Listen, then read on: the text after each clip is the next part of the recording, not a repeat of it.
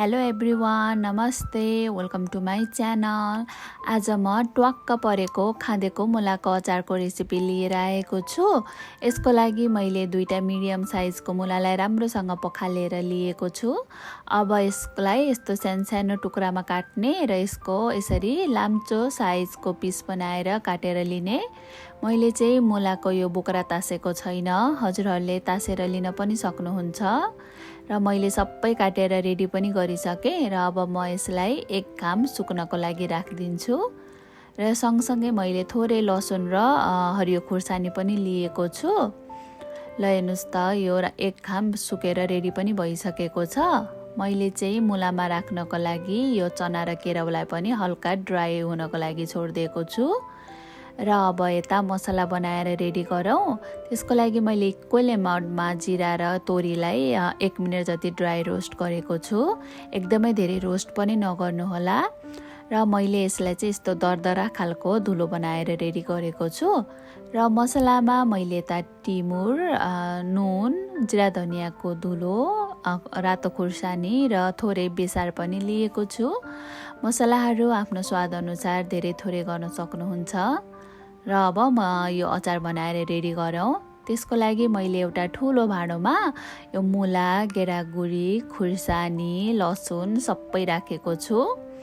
र अब मैले यसमा नै यो अघि देखाएको मसलाहरू राख्दैछु। ल हेर्नुहोस् त, मसला मैले सबै राखी पनि सकेँ। हजुरहरूले मसला धेरै थोरै आफ्नो स्वाद अनुसार गर्न सक्नुहुन्छ। र यति गरिसकेपछि मैले एउटा भाँडोमा चाहिँ तोरीको तेल राखेर यसलाई मजाले तताएको छु। र तेल मजाले खरिसकेपछि मैले यसमा 2 चम्चा पन्चफुरन फुराएको छु। ल हेर्नुहोस् त, पन्चफुरन मजाले फुरिसकेपछि यसलाई हल्का सेलाउन दिएर मैले चाहिँ यो तेललाई चाहिँ अचारमा यसरी राखिदिएको छु। र यसरी तेल राखिसकेपछि अब चाहिँ हामीले यसलाई सफा हातले मजाले मिक्स गर्नुपर्ने हुन्छ। र यसरी चाहिँ हामीले मसला चारैतिर मजाले लाग्ने गरेर हातले नै मच मिच्दै यसलाई मिक्स गर्नुपर्ने हुन्छ। मैले चाहिँ यसलाई अलि टाइम दिएर नै मजाले मिक्स गरेको छु। ल हेर्नुहोस् त, यो राम्रोसँग मिक्स भइसकेको छ। यति बेला हजुरहरूले यसमा मसला नुन चेक गर्न सक्नुहुन्छ। केही आएको छैन भने एक्स्ट्रा एड पनि गर्न सकिन्छ।